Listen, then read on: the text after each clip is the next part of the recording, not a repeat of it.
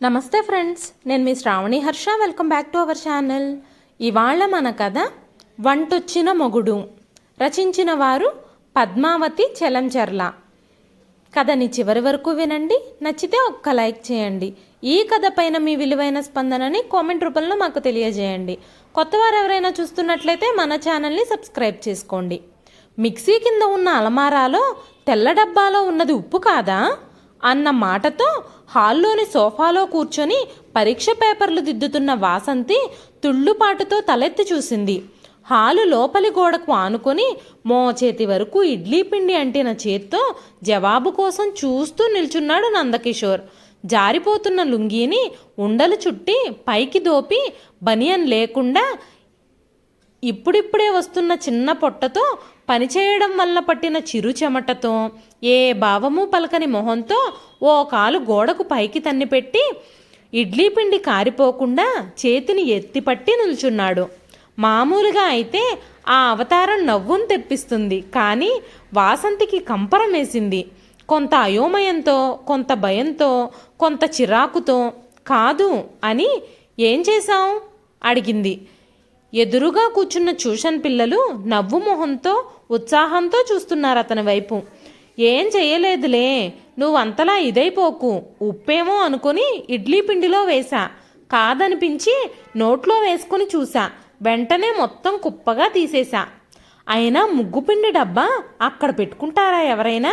తనదేం తప్పు లేనట్టు సమర్థించుకున్నాడు కిషోర్. పోపు సామాన్లు పెట్టే చోటు వదిలిపెట్టి మిక్సీ కింద ర్యాక్లో చూస్తాడా ఎవడైనా? 2 డాలు వత్తి పలుకుతూ ప్రశ్నించింది వాసంతి. అయినా నీకు మోచేతి వరకు పిండెందుకంటింది? ఎన్నిసార్లు చెప్పాను గరిటతో కలపమని? చేతి నిండా గిన్నె నిండా పూసి పెడతావు. నేను వేసినప్పుడు ఇలాగే ఉంటుందా? గిన్నె కానీ చెయ్యి కానీ? చిరాకుగా పేపర్లో తలదూర్చింది. పిల్లలు కూడా టీచర్కి కోపం వచ్చిందని తలదించుకుని చదవడం మొదలుపెట్టారు. ఇడ్లీ పిండైనా దోశ పిండైనా ఉప్పు వేసినప్పుడు చేత్తో కలిపితేనే సమంగా కలుస్తుంది, రుచిగా కూడా ఉంటుంది. చెయ్యి కడుక్కుంటూ అన్నాడు. మీ బామ్మేగా చెప్పింది? మా అక్క కూడా అదే అంటుంది. మా బావ ఎంత మెచ్చుకుంటారు మా అక్క చేతి వంటను. నువ్వు తింటావుగా. అదంతా చెయ్యి తీరు. నీ మొహం, అదేదో రూల్ అన్నట్టు మాట్లాడకు. పని శుభ్రంగా చేయడం చేత కాదు కానీ కోపంగా అంది. అతను నిలబడిన తీరు ఆడపడుచును గుర్తు చేస్తోంది. ఆవిడ కూడా అంతే. వస్తే వంట నేను చేస్తానులే అమ్మాయి అంటూ కిచెన్లోకి వెళుతుంది.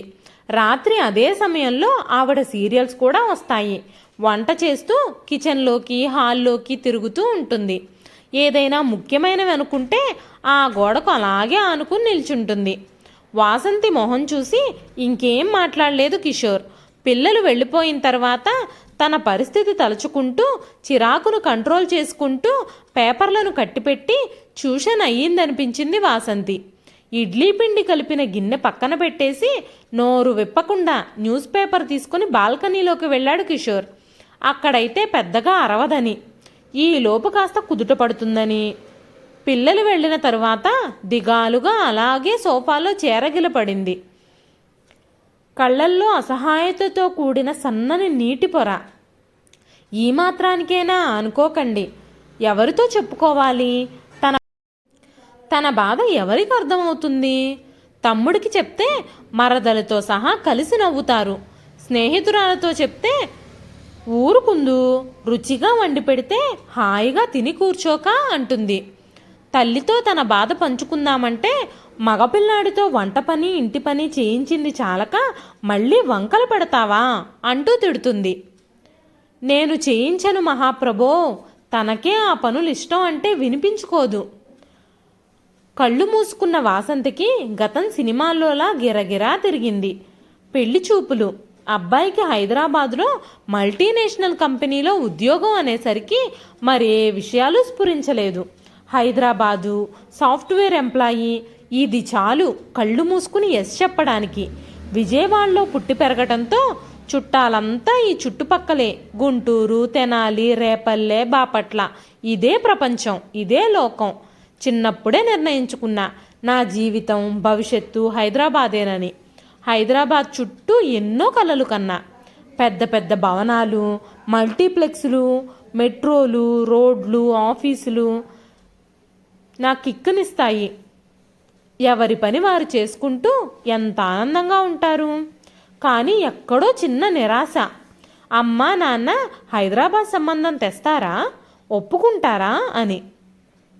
విజయవాడలోనే స్కూలు, విజయవాడలోనే ఇంటరు, ఇక్కడే డిగ్రీ, ఇక్కడే పీజీ, ఇక్కడే బిఎడ్, ఇక్కడే ఉద్యోగం.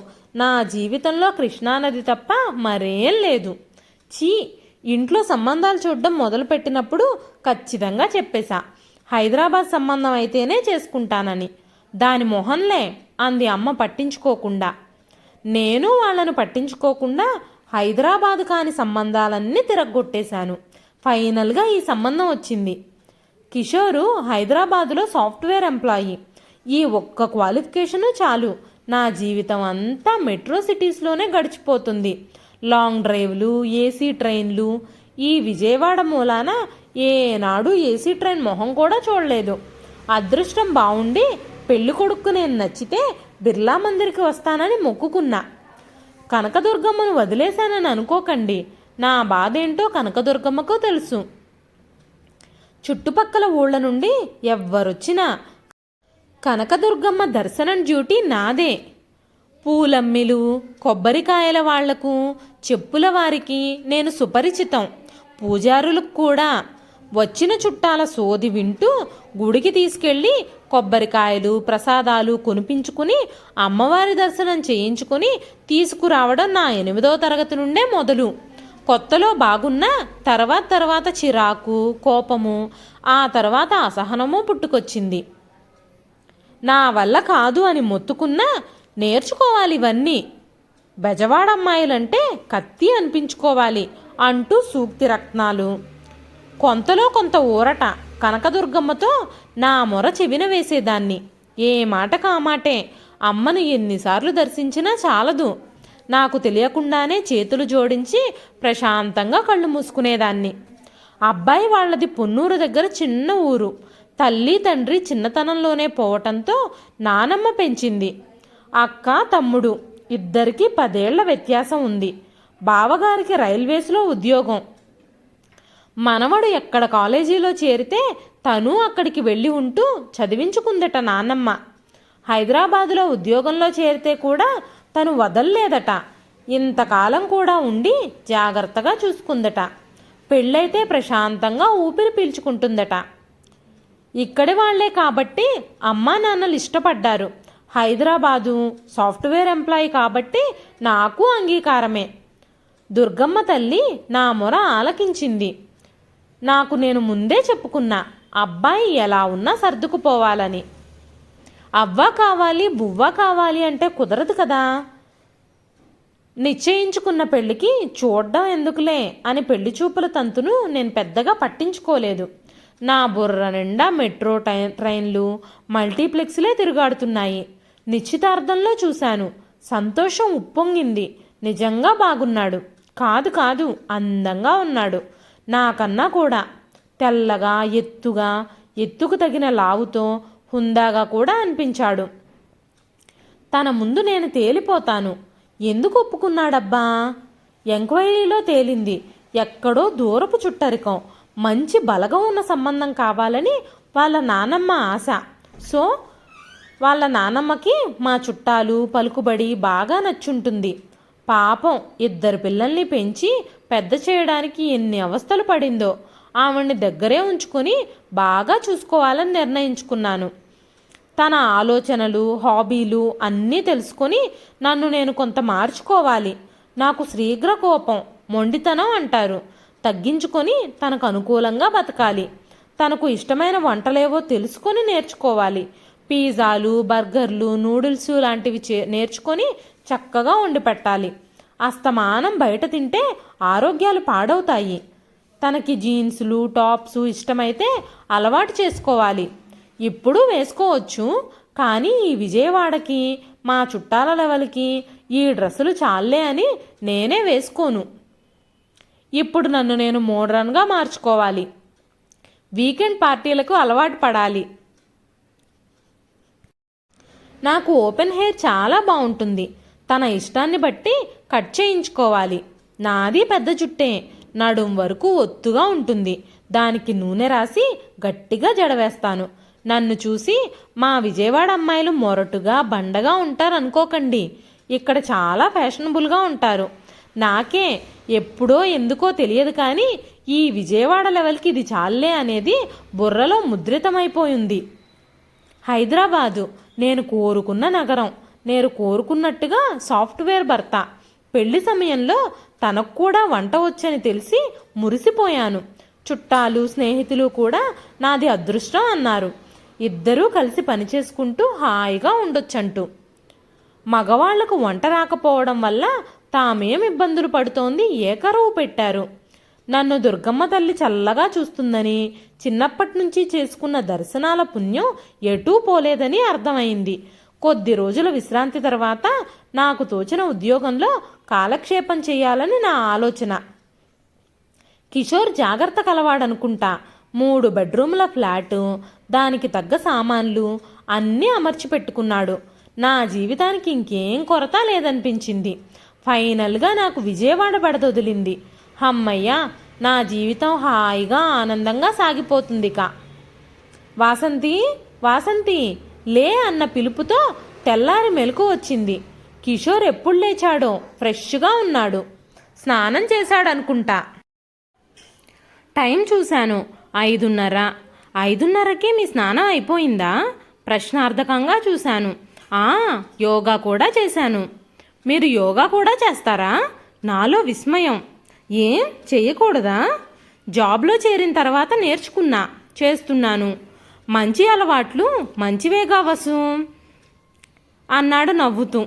నేను నవ్వుతూ లేచి వాష్రూమ్కి వెళ్ళాను. వచ్చేసరికి బాల్కనీలో 2 కాఫీలు వేడిగా పొగలు చిమ్ముతూ, చల్లని వాతావరణం. చాలా సంతోషం వేసింది. ఎంత అదృష్టవంతురాల్ని! ఎంతమంది భర్తలు ఉదయాన్నే ఇలా భార్యలకు కాఫీతో సుప్రభాతం చెప్తారు. మా అమ్మ అయితేనా పొద్దున్నే దండకాలు, లేవలేదని, పనిలో సాయం చేయలేదని. అబ్బే వద్దు, ముందు ఇంత మంచి ఉషోదయాన్ని, కాఫీని ఆస్వాదించాలి. కాసేపు తర్వాత వంటగదిలోకి వెళ్ళాను. అన్నీ నీట్గా సర్దున్నాయి. చిరునవ్వుతో నేను వస్తున్నానని ఇలా ఇల్లు బాగా సర్దారే అన్నాను. లేదు, ఇల్లు ఎప్పుడూ ఇలాగే ఉంటుంది. ఆర్గనైజ్డ్గా ఉంచడం నాకు అలవాటు. తను మాట్లాడే ప్రతి మాట నేనెంత అదృష్టవంతురాలనో తెలియజేస్తుంది. టీలో అందరూ అల్లం వేస్తారు కానీ లవంగం, దాల్చిన చెక్క వెయ్యి, అదో రుచి. చాలా బాగుంటుంది. ఓ అవునా, ట్రై చేస్తాను. రాత్రి భోజనం చుక్కకూర కందిపప్పులో కన్నా పెసరపప్పుతో బాగా ఎముడుతుంది. గుమ్మడి వడియాలతో అదిరిపోతుంది చూడు. ఈసారి చేసి పెడతా. నాకు తెలియని విషయం ఏమో ఉంటుందేమో. చేస్తానంటున్నాడుగా, చెయ్యని. చేస్తే తినడానికేం. మరో పూట కాఫీ పాలు స్టవ్ మీద కన్నా కుంపటి మీద కాస్తే ఆ రుచే వేరు. అవన్నీ ఇక్కడ కుదరవు కదా కిషోర్. కుదరవు కానీ చెప్తున్నా. సరే, ఈ శనివారం వంట నేనే చేస్తా, చూద్దు గాని. వద్దు కిషోర్, వచ్చి 2 నెలలయింది. నువ్వు అసలు నన్ను బయటకు తీసుకెళ్ళనే లేదు. బయటనే భోంచేద్దాం. బయటకు వెళదాం కానీ భోజనం ఇంట్లోనే చేద్దాం. వంట నేను చేస్తానుగా. అప్సెట్గా అనిపించింది కానీ చేసేదేం లేక సరేనన్నాను. భోజనం తర్వాత బయటకు వెళదాం అన్న ఆనందంతో లేచాను. అప్పటికే కిషోర్ స్నానం చేసి కాఫీ ఫిల్టర్ వేశాడు. ఫిల్టర్ కాఫీ నాకు ఇష్టమే కానీ అంత ప్రాసెస్ నచ్చదు. ఇవాళ ఫిల్టర్ కాఫీ అంత ఆనందాన్ని ఇవ్వలేదు. 2 వారాల క్రితమే తన కిచెన్లోకి రావద్దని గట్టి వార్నింగ్ ఇచ్చాను.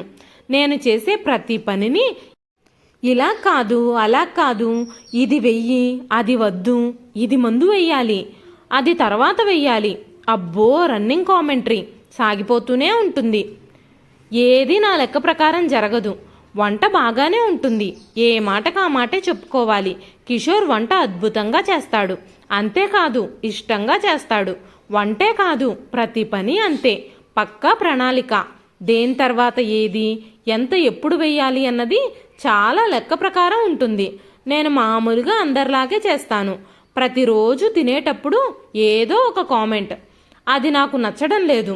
టమాటో పప్పుకి దొండకాయ వేపుడు బెస్ట్ కాంబినేషన్. అది కూడా దొండకాయలు గుండ్రంగా కొయ్యాలి. దోసకాయ పప్పుకి వంకాయ కొబ్బరి కారం సూపర్గా ఉంటుంది. పొడవు వంకాయలు. పొట్లకాయ పెరుగు పచ్చడికి బెండకాయ డీప్ ఫ్రై బాగుంటుంది. సాంబారుకి ఆలూ ఫ్రై కన్నా చేమదుంప మిరియపు కారం బెస్ట్. గుమ్మడి వడియాలు, బియ్యపు వడియాలు, మినప వడియాలు ఇలా ఏవి దేనితో అద్భుతంగా ఉంటాయో చెప్తూనే ఉంటాడు. ఇవాళ గోంగూర పచ్చడి ఎండుమిరపకాయలతో చెయ్యి. మిరపకాయలతో పాటు ధనియాలు జీలకర్ర వేయించు. రోజు భోజనం టైంలో ఇదో చర్చ తనకి.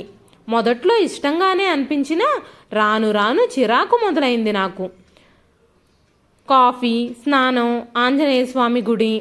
నువ్వు అలా కూర్చో, కాసేపట్లో అల్లం వేసి మంచి పెసరట్టు వేసి పెడతాను నీకు.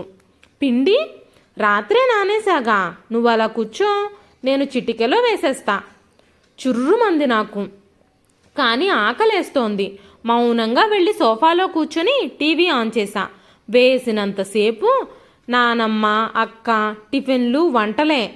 ఎవరు ఎలా చేస్తారన్నదే. నీకు కూడా వేసే కిషోర్, ఇద్దరం కలిసి తిందాం. వద్దొద్దు, పెసరట్టు వేడిగానే తినాలి, చల్లారితే బాగోదు. నువ్వు తినేసేయి అంటూ ప్లేట్ తీసుకొచ్చాడు. వేడి పెసరట్టు, నెయ్యి కారుతూ. ఆత్మారాముడు తృప్తి పడ్డాడు. తను కూడా తెచ్చుకుని తింటూ ఏవేవో చెప్తున్నాడు. వింటున్నాను. ఈసారి మా ఊరెళ్ళినప్పుడు మంగళంలో వేయించిన కందిపప్పుతో గోంగూర పప్పు చేసి పెడతాను. అది తింటే నువ్వు ఈ పచ్చిపప్పు అస్సలు నోట్లో పెట్టవు. మంగళమా? అయ్యో, అది కూడా తెలీదా వసు? అదేదో 8వ వింతలాగా చూశాడు. తెలీదు ముక్తసరిగా అన్నాను. హాయిగా పెసరట్టు తిన్న ఆనందం లేకుండా ఈ టాపిక్ నాకు నచ్చడం లేదు. మంగళం అంటే మొదలు పెట్టాడు పక్కనే కూర్చుంటూ. అబ్బా, ఎందుకు అడిగానా అనిపించింది.